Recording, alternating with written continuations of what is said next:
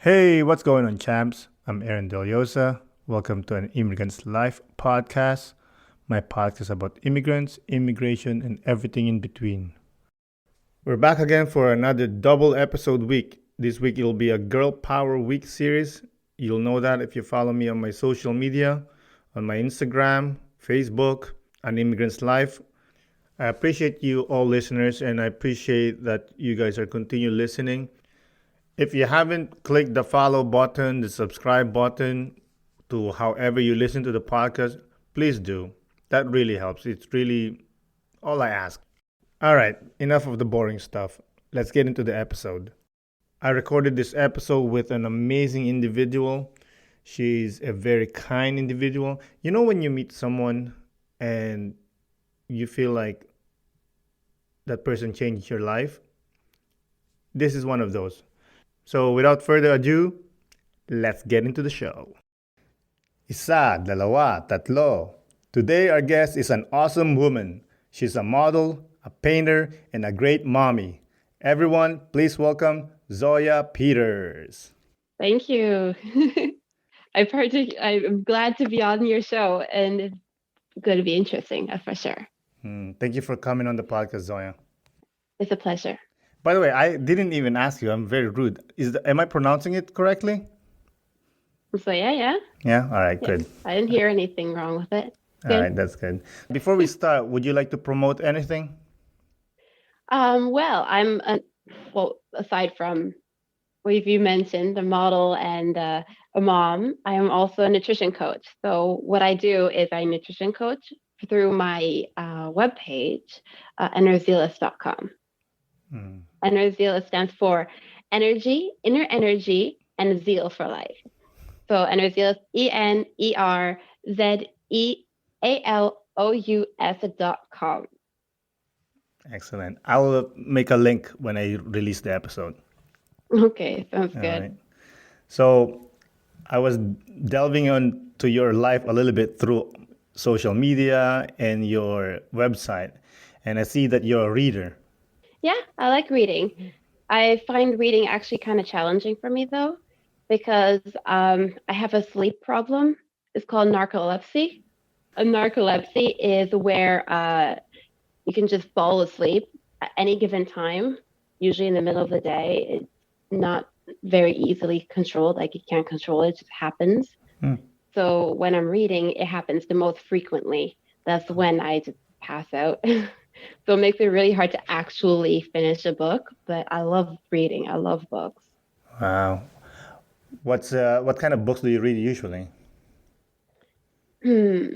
For fun, I read fantasy adventures that are more realist. For self-development, I read a lot of nutrition, a lot of science. I like metaphysical engineering kind of concept. I like quantum physics.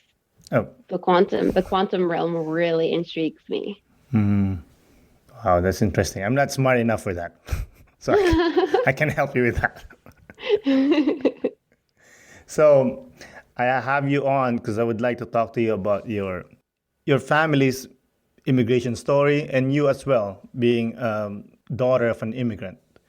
So, are you originally from Montreal?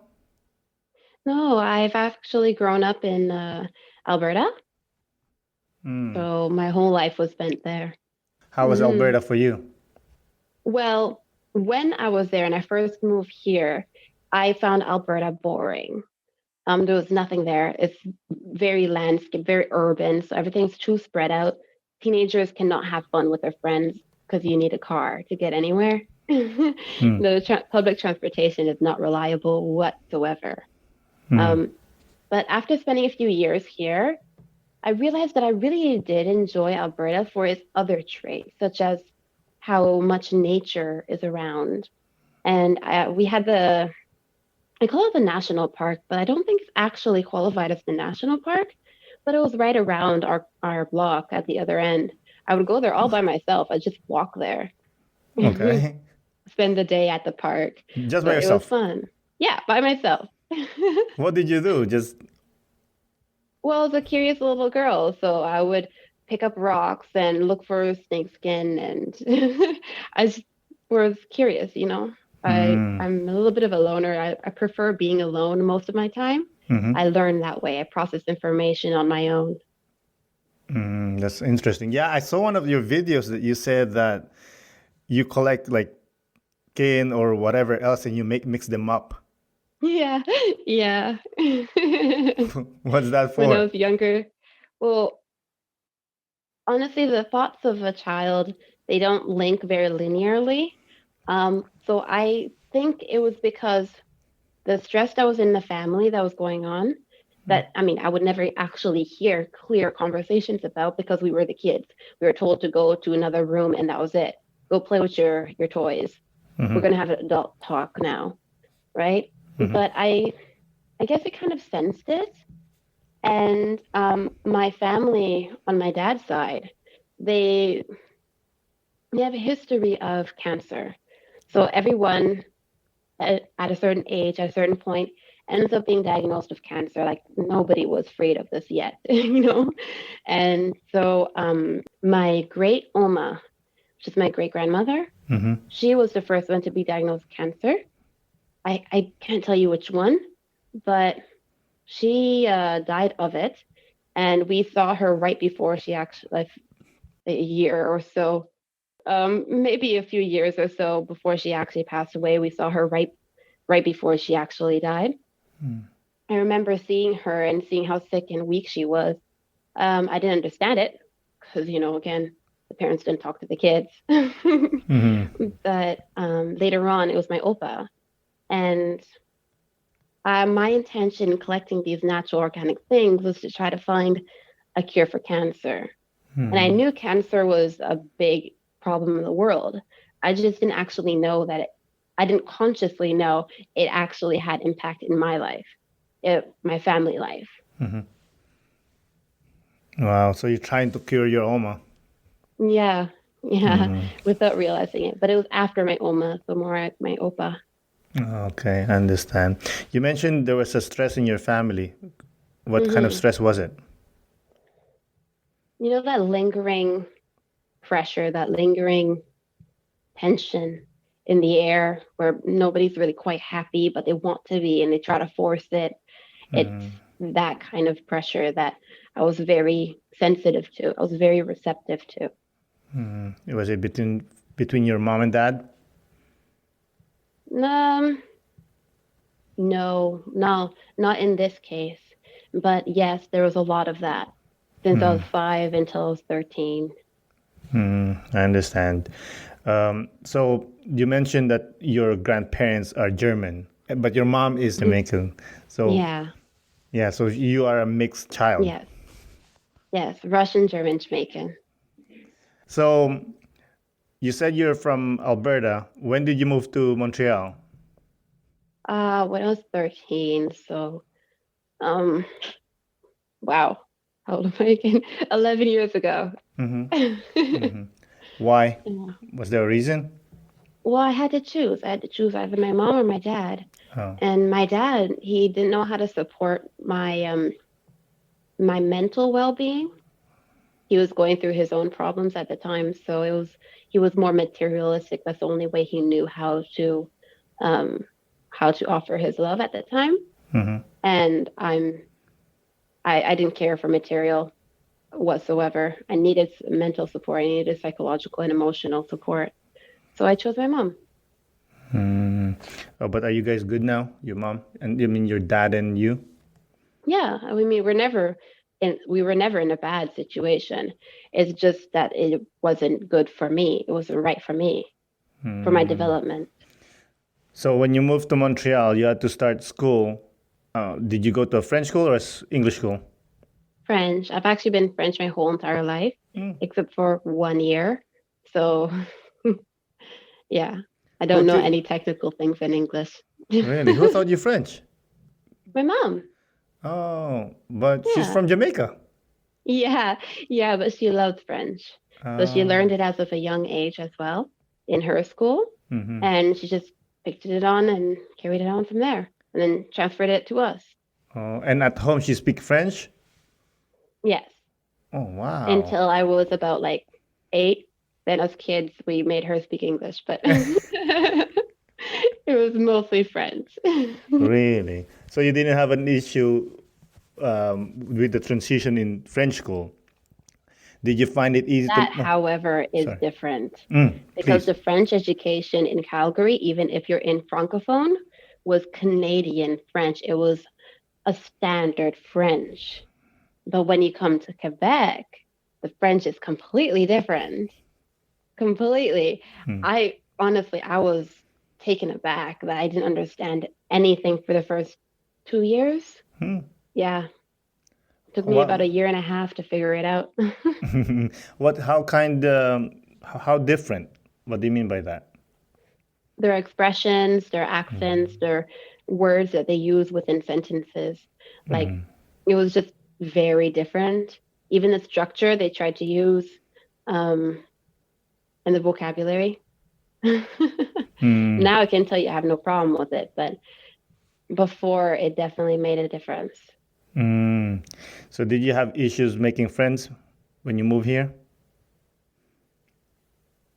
I don't know how to answer that because even in Calgary, wasn't necessarily with friends. I was the type that everybody loved, but I didn't belong anywhere. So I kind of had every clique I was allowed in, but they wouldn't come into my space. Yeah. Did you mind that? Did you wanted to more have friends or you didn't It care? did bother me from time to time. I did. But you know, I don't know, it did bother me from time to time. From time to time, I would have rathered having friends that actually wanted to spend time with me and not invite me to spend time with them. I wanted to have friends that would actually come with me to do things like let's go to the restaurant, get our nails done. That never happened. Still not to this day, but it's friends for every situation, and I'm okay with it. Why do you think is that? I don't know. I don't know, but I've been told that I'm very intense and very wise. So I think I'm just a little bit too mature for my age group. It just didn't work out. Yeah, I understand you. I have that issue to growing up that the things that I like, no one likes. Mm. So I mean, I like you, I had friends, but I didn't really have a friend. Oh yeah. You know what I mean? What were those But things? what do you mean? What were those things that usually stood you apart from the group? Oh, just like one thing I like English, the English language. Mm-hmm. So I like watching English shows, and no one likes English shows. They all want to watch Filipino shows, Oh. which I don't mind too. But I want to do other things too. But in high school that changed. I found my people, so that helped a little bit. But That's in my great. inner, yeah, but in my inner core, like you. I'm an introvert. I prefer to be alone most of the time. That's Yeah. great. At least you found like that group of people that you can connect with. Yeah, exactly. And then I start cutting them off. Why is that? Well, it's a group, right? And it's a different kind of personalities till you find the ones that like this guy I like. This one I like him because he's in the group. Okay. You Okay. know, Yeah. like people that you meet at work, like you chill with them, you hang out with them at work, but outside you'll never hang out with them. Oh yeah. I feel like that way. Okay. I get it. So right now, you still don't have like a friend that hang out with regularly? No. No. I mean, I have a few friends that I talk to. I have friends for every situation, for every occasion. Some friends, like my closest friend right now, I can talk to him, but I can't hang out with him. What do you mean? Well, he doesn't understand me very well. he's an extrovert. He's the complete opposite, but he's like 100% extrovert in the sense that he doesn't understand introverts, Hmm. right? Hmm. So he would say things that would be like, that would lower his kind of, in a mean way without trying to be mean Mm. in toward me. Like, I don't understand people, like they're crazy people that want to live in the nature and want to live in the forest and stuff, things like that. And I'm like, but I just spoke to you saying that this is kind of my environment, and it's great that you like the city and all, but you kind of got to respect the differences here. Mm. So hanging out with him is a bit harder for me because of the contrast of our personalities. Hmm. But he's a great soul that is great to talk to. So talking to him is very good and very comforting. Hmm. I understand. So let's go back a little bit with your families. Hmm. Being a product of a mixed race couple, did your parents' different cultures often collided when they were parenting you? And can you give some examples of that? Well, my dad's second generation here. So he was very much Canadianized. Mm. And though my mom was from Jamaica and she has cultural background in it, she's also very much an Oreo, which means back on the outside, one on the inside when it comes to cultural personalities. So she was very not as intense as a bias would classify the Black culture, right? Mm. She's a lot more calm, still with the hues, but not so dramatic in it. They did clash. Their concepts of raising a child did clash quite a bit, quite a bit. But the contrast is actually good for my development in self-awareness. Mm. And example.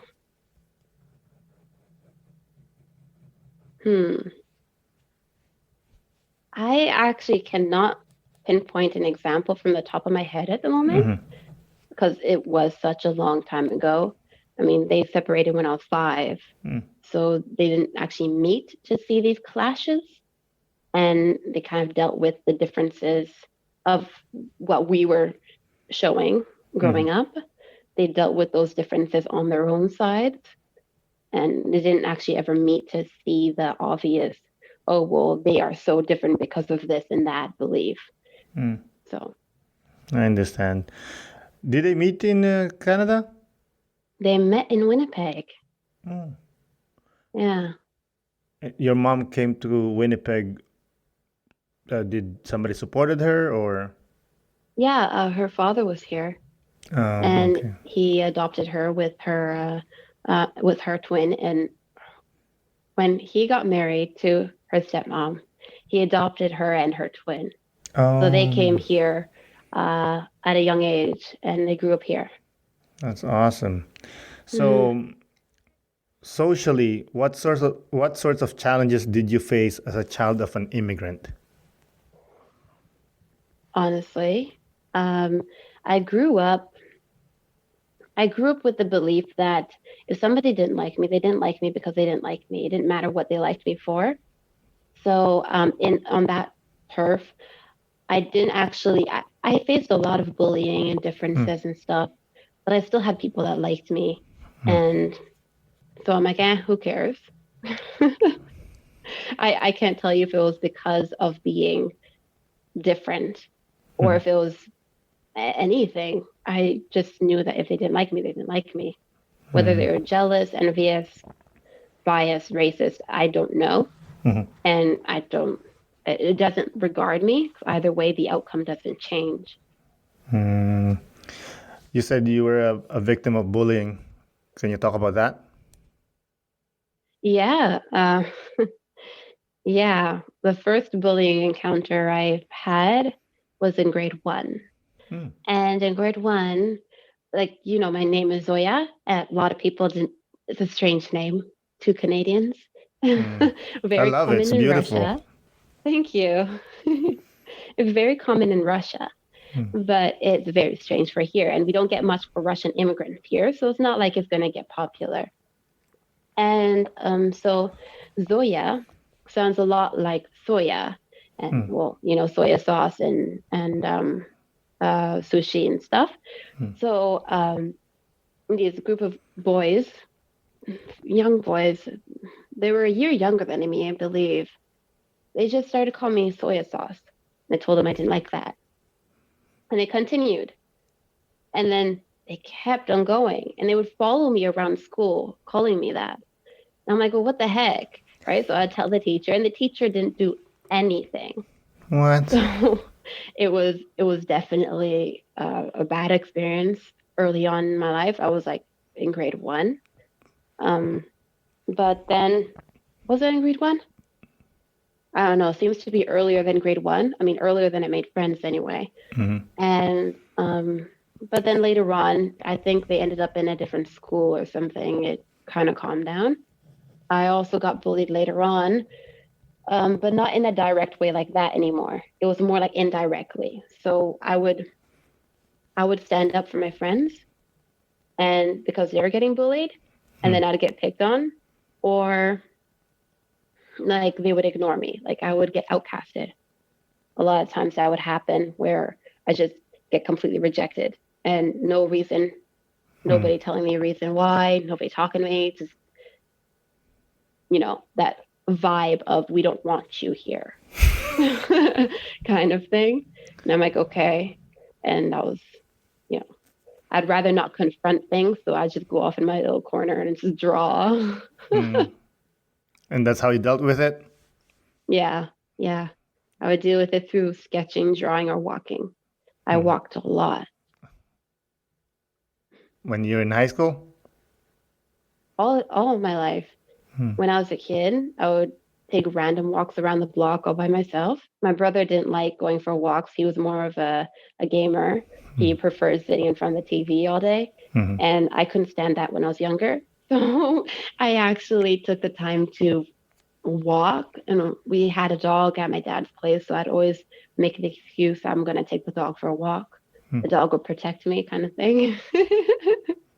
And we'd just go around the block or to the park and then come back. Hmm. And I'd walk to my friend's house, which in Calgary neighborhoods is quite the distance.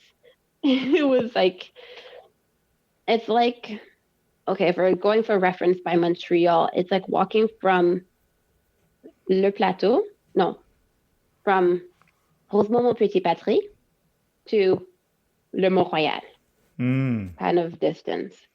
For the people that doesn't live in Montreal, how many blocks is that? If you think city blocks? If you're looking at a city, urban city like Calgary, because every city has a different length of blocks, so it's hard to say. But I would say I was like about 10 blocks, 10 blocks away. That's far.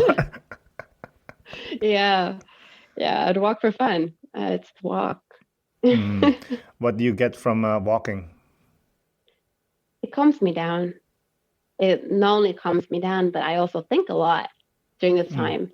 And because walking also makes me happy, all these thoughts would come out, instead of coming out insecure. Like if I were to sit at home and try to resolve my problems, I start getting anxious and I start overthinking, or my thoughts have become irrational. So Hmm. when I go for walks, it actually clears up the thought process, and it becomes more fluid, more happy, better solutions, and it's more comforting. Oh Hmm. no. Yeah, I love walks too. I Mm, enjoy. I love hiking, but I agree with you because your body is doing something physical, and it will get into this groove, like a meditative groove, that yeah. it opens up your mind. I believe. Yeah. What is it you do for Me, relaxation, meditation? Yeah. um, in the summer, I go for hikes and I go for a long ride on my bicycle. I'm talking about Cool. yeah, talking about like 100 kilometers or more. Wow. That's Yeah, really good. it's all right. But yeah, I love it. I enjoy it because I love physical activity. I enjoy it. Hmm. So speaking of physical activity, I know you joined a bodybuilding competition. Oh, yes. It was fun.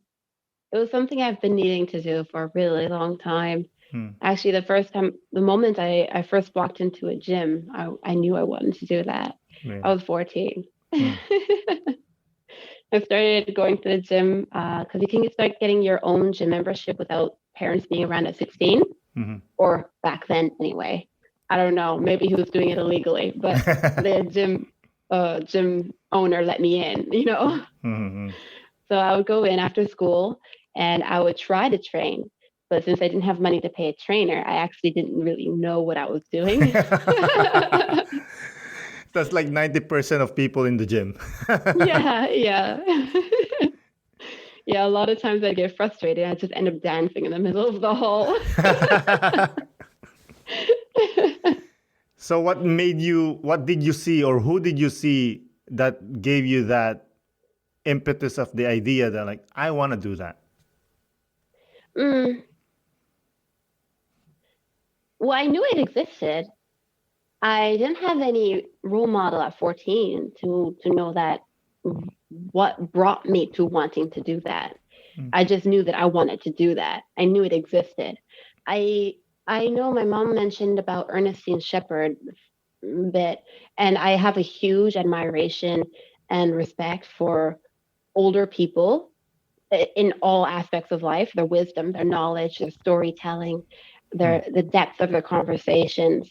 And Ernestine Shepherd, she was an elder woman that actually went from being unfit, very obese, to skinny bodybuilding, and she's still doing bodybuilding to this time. So it was something that really drove my interest, I guess. Even though I mean the age gap is so different, but it made me think, oh, I guess in this case, I would have to go back to a little bit of background. When Mm. I was younger, I've always had that admiration, and I've always thought, even as early as in grade two, I want to be a really cool grandma. You know, it was really weird. It's great I, too. but I remember thinking about that, Mm. and I guess it has a play on why Ernestine, being the age that she is, actually inspired me to start at the age that I was, Mm. right? I didn't actually get serious into it until 2018 Mm. because I ended up meeting my son's father Mm. and I had my son. So that took up the rest of that time. I had a huge gap, Mm. 4 year gap there. But yeah, it was definitely worth it. Yeah, you enjoyed it. Yes, all the way. So you had your child. From that point to the point that you were competing, what triggered it that you said, "Hey, this is enough. I want to do that. I want to chase my dream." Um, because my self esteem hit the ultimate low. Honestly, Mm. it really hit very low, and I realized that from what I accepted. Then after the separation, I had to find a way to regain that confidence. Otherwise, I wouldn't be able to raise my son properly. Oh, So, sorry for cutting you off. Your the dad of your son split. yeah, well, no, I separated. I ended it with him, but it was for the better, and Mm. I needed to. But my self esteem was crashed by the time I did. Mm. So I needed to find a better way to regain that because if I didn't have that, I knew I wasn't going to be a good parent. Mm. So, and bodybuilding was my way out. It was my way into a new light, Hmm. better, better self-esteem, better self-awareness, better perception. Hmm. Did you get a trainer? I did get a trainer. Yeah. And how do you train? Like, do you go to the gym for like 8 hours a day, lifting weights, heavy weights? How does it work? Well, I was in a very specific category. I was training for the fitness division in bodybuilding, Hmm. which means not only are you going to be posing your muscles, you're also going to be doing a dance routine with it. So this dance routine is gymnastic filled. It's not like just any dance routine. It's not a choreography. You have to do flips, twists, power moves, whole bunch of things in it to qualify. Hmm.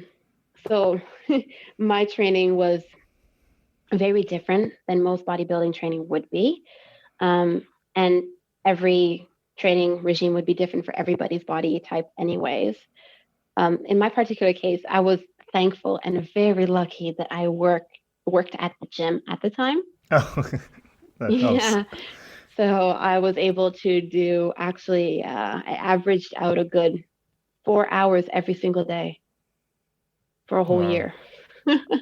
Man, that's dedication. Yeah. Yeah. It was fun though.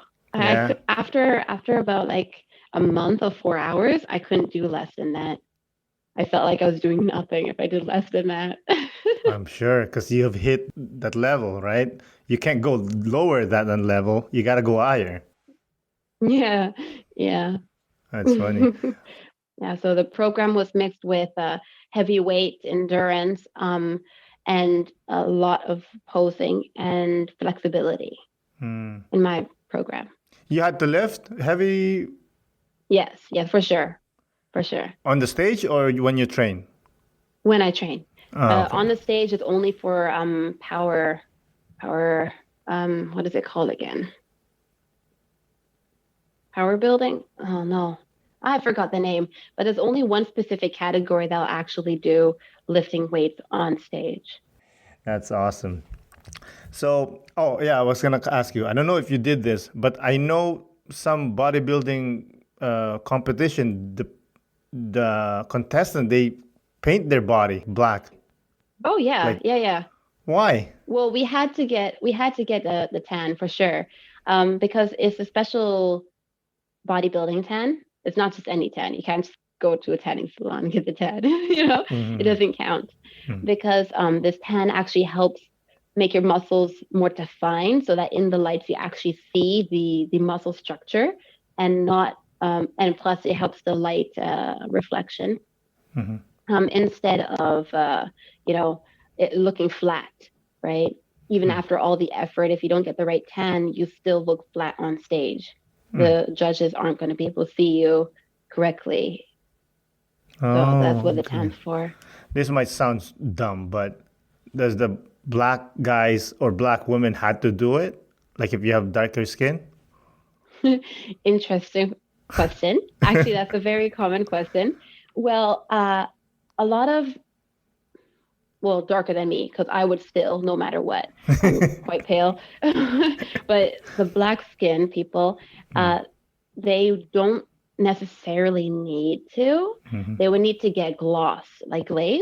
mm, Um, but it is actually, they suggest it. Yes, they suggest that they do anyway, because it does give the right finish that it'll really help the muscles pop, right? mm. Even if you're dark color, they're like, you know what, it's best that you get, even if it's just one layer, you gotta get it on. I If had it's one way. I had 2 layers, 2 or 3 layers, Mhm, and people who are paler than me, like really white skin, white fair skins, they mhm. had to get more layers. They had to be done like 4 times.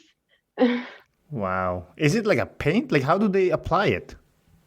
um, I'm gonna use a really funny analogy, like painting a car. With the gun, the spray Oh, gun. spray paint. Yeah, Oh, yeah, like that. that's funny.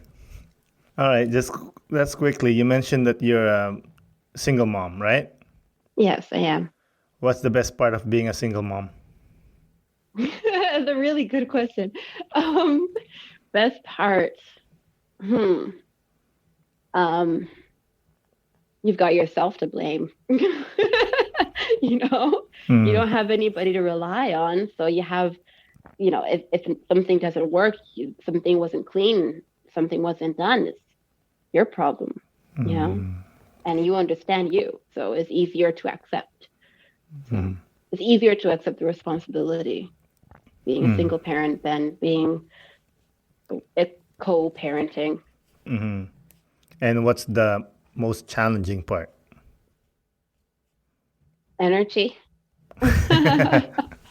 Well, another challenging part is because I'm a very silly parent. I like playing with him a lot. But the more I play with him, the more he takes me, he doesn't take me seriously. So when it comes to actually disciplining him, it takes a little bit longer and a little bit more harsh strictness for him to understand that I'm actually disciplining him and take it seriously. So it's that's the hard part because it's not two people, you know. It's not like one person can butt in and be like, "You listen to your mother," you know.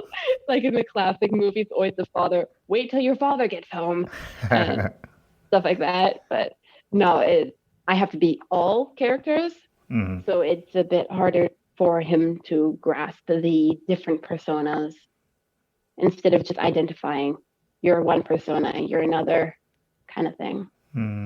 Yeah, great point. I like that point.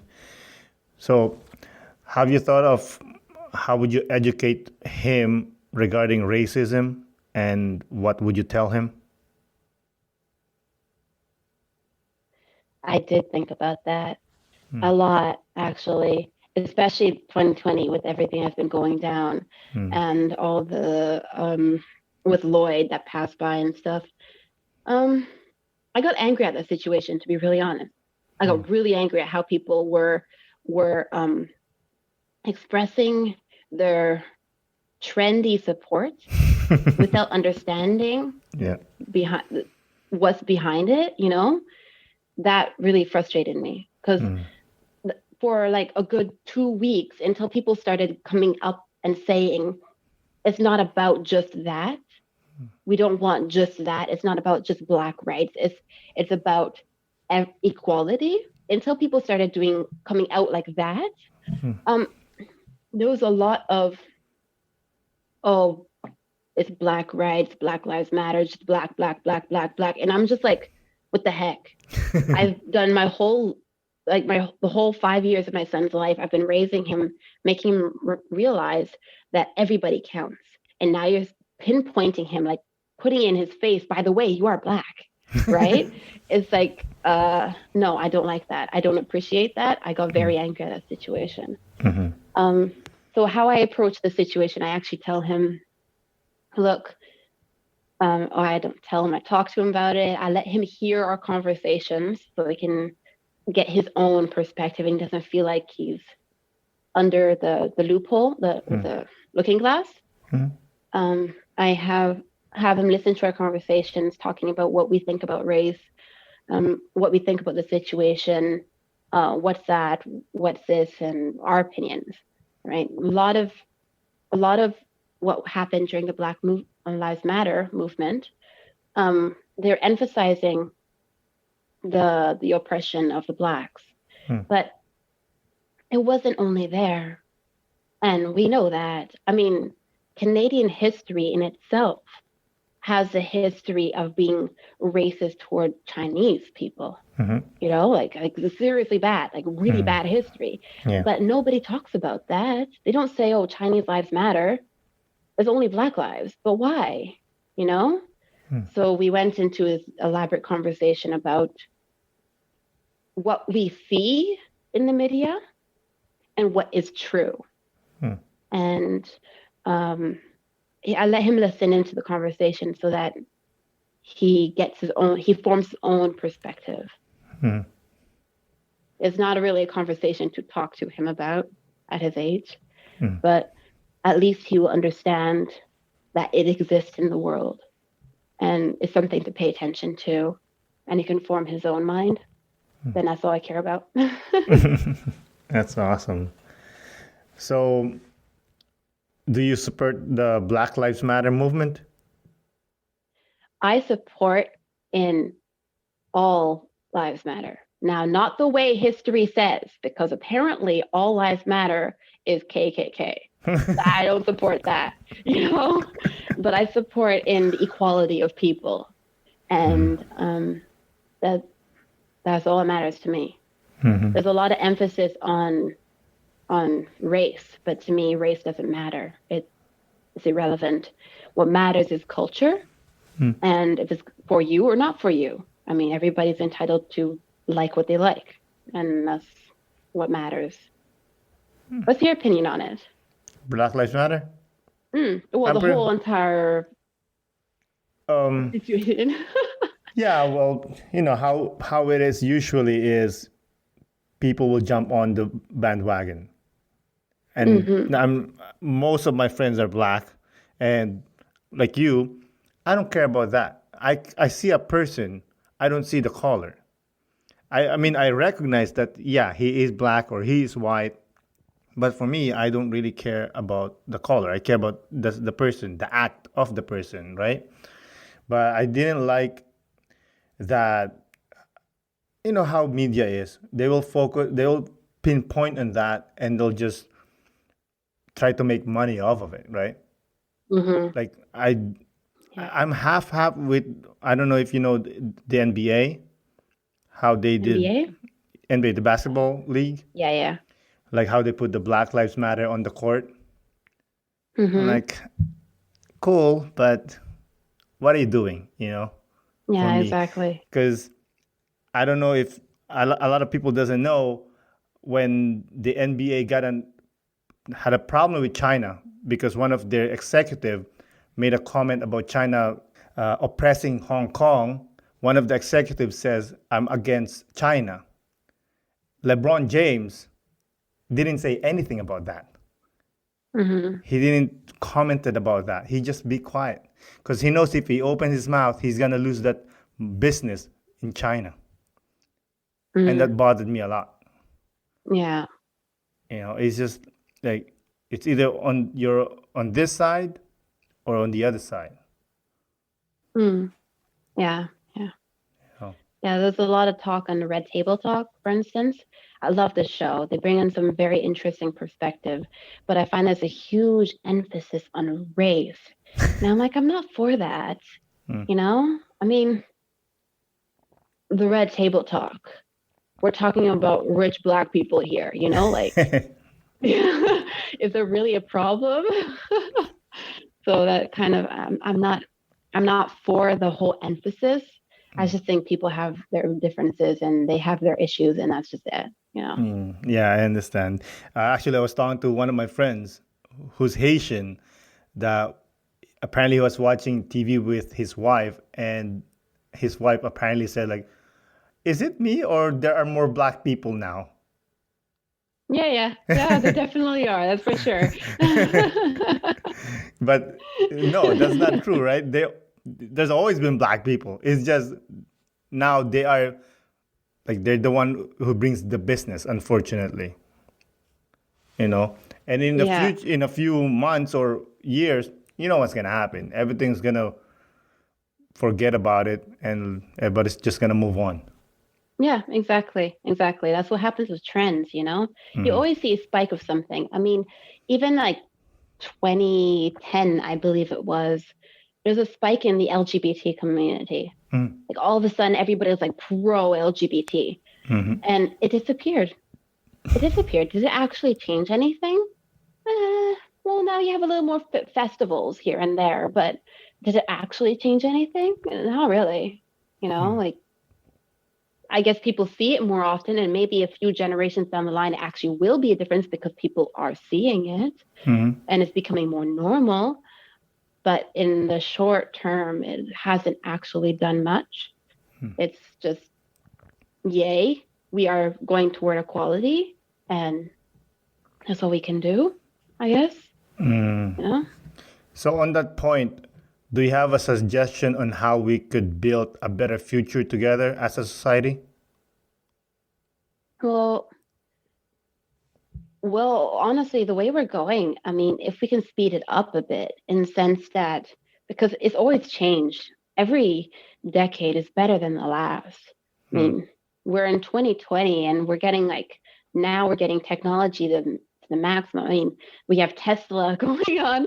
I love Elon Musk's idea, to be really honest. It was intelligent.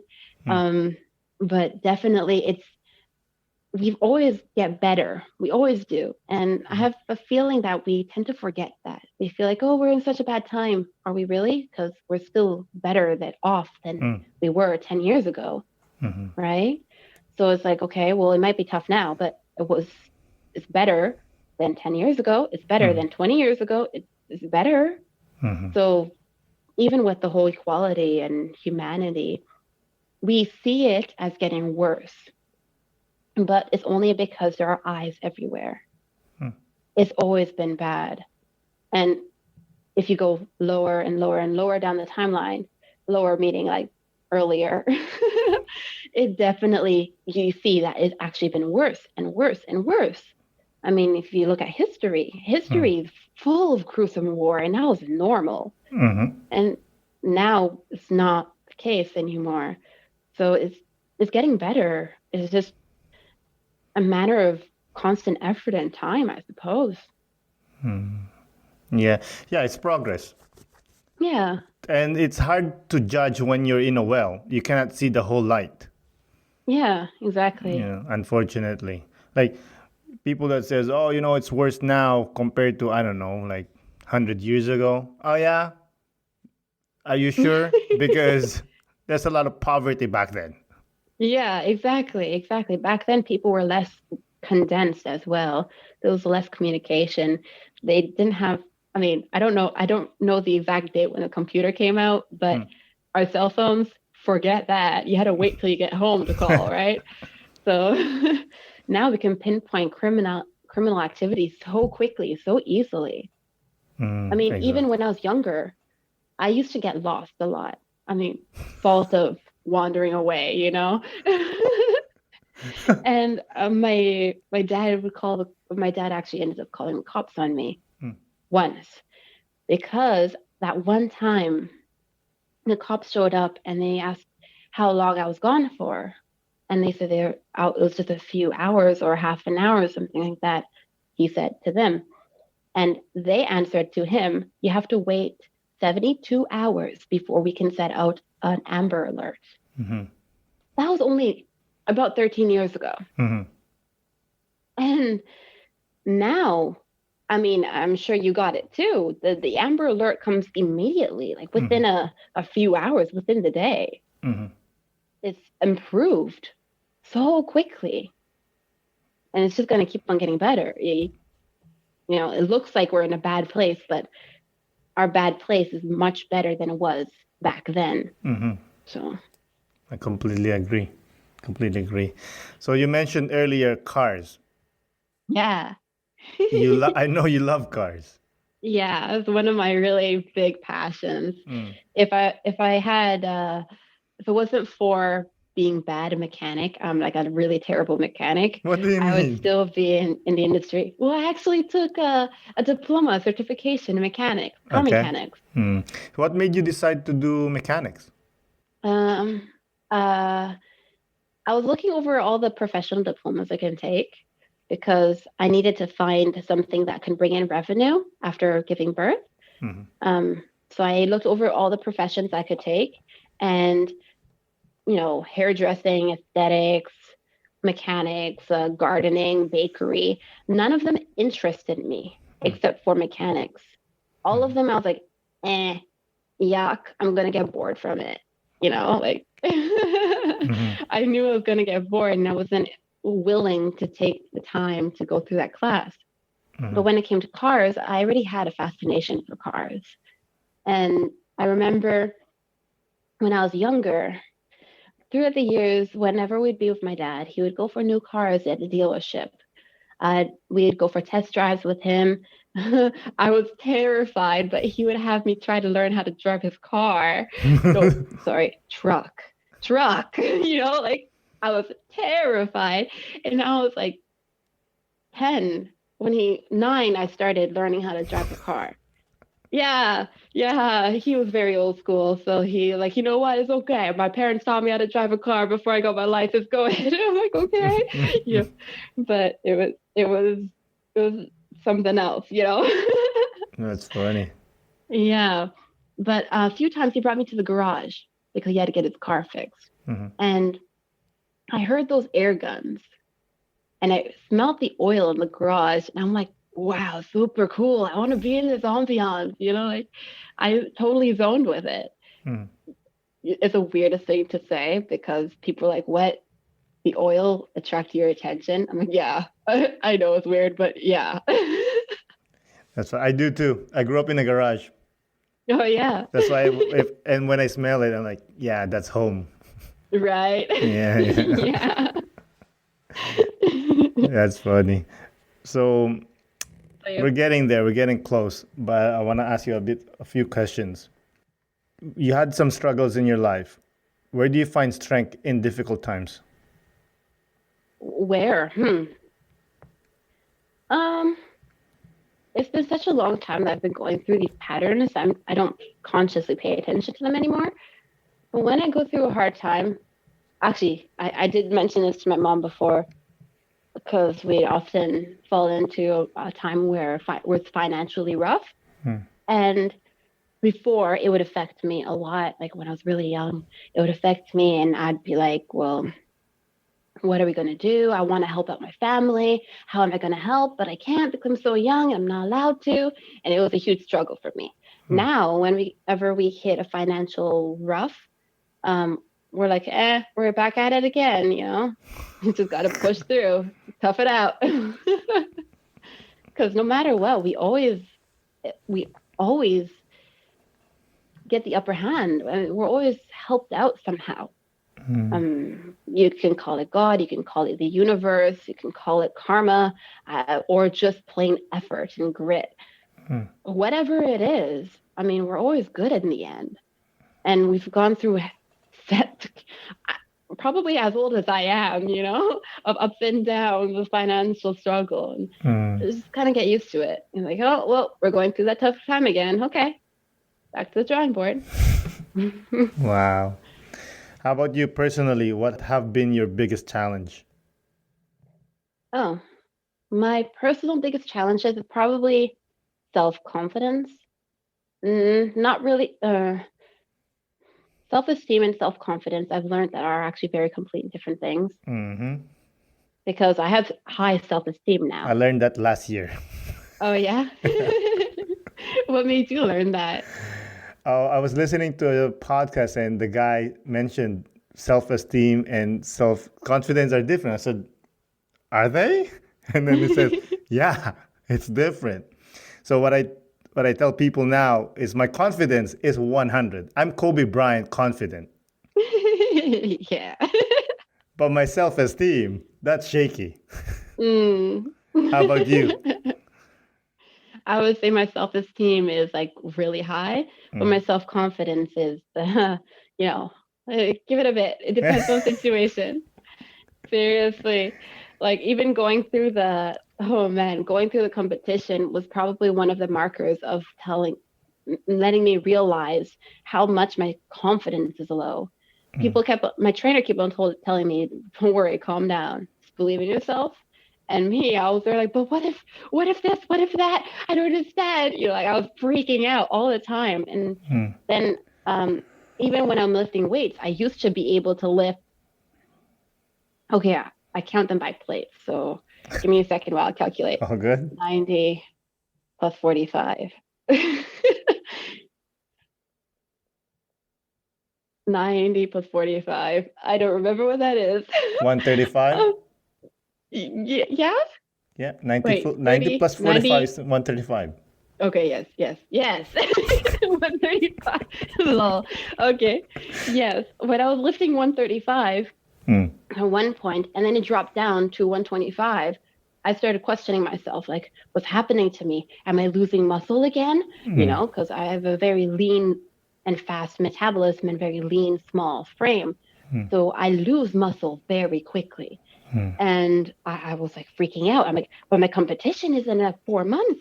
What am I doing? Why am I weaker today? You know, like I'd freak out like that. I'd lose my confidence and I'd lose my grit, and I'd start pushing myself farther. You know, I push harder.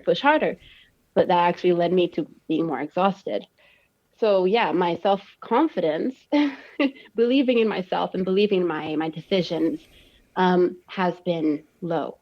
But my self-esteem and feeling like I am worthy and I am a good person, or I am of value of something, or I'm talented or beautiful, those my self-esteem is high. Just my self-confidence is kind of like, well, I don't know, give me a situation. Can I do it?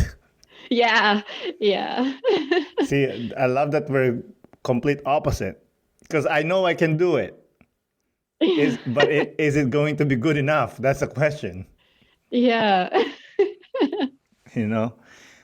Oh, speaking of that, can you give a good basic description of between self-esteem and self-confidence just for the listeners? Well, I would say that self-esteem is what you are, the I am. And the self-confidence would be what you can do, the I will. I guess that would be the most basic That's example I can beautiful. give. That's beautiful. Yeah, that's good. So, is there anything you would like to add that has not been asked or talked about? Well, not that I know of, but I would like to know you, for instance. What's up? So about your physical fitness, where do you take it, and do you include your family in it? Do I include? I try to. That my wife. I try. But with my kids, yes, I push them. I bring them when I go hiking. I walk a lot with them in the summer. Unfortunately, I'm not a winter person, so Yeah. it's harder. However, I always try to push them go outside, go I don't know, go play in the snow. You do it to your kid. Yeah, yeah. He actually was very inspired by my competition. Hmm. So it wasn't too hard, but he's a daredevil. He's only 5 and he tries to do crazy things, and he doesn't know how to ride a bicycle, but he sort of knows how to scooter.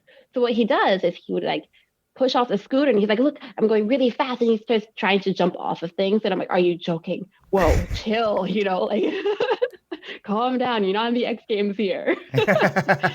Yeah, That's he's pretty funny. wild. So when he tried to join me in the gym, he would right away go for the 5-10 pounds.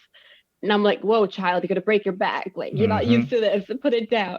Yeah, they don't know. So yeah, exactly. Exactly. They don't know. And he wants to do these extreme things, but he doesn't want to do the little things to get there, right? It's really tough to get him to understand. So then most of the time we just kick him out, go away, because you don't know how to be safe. So come back when you understand more. That's funny.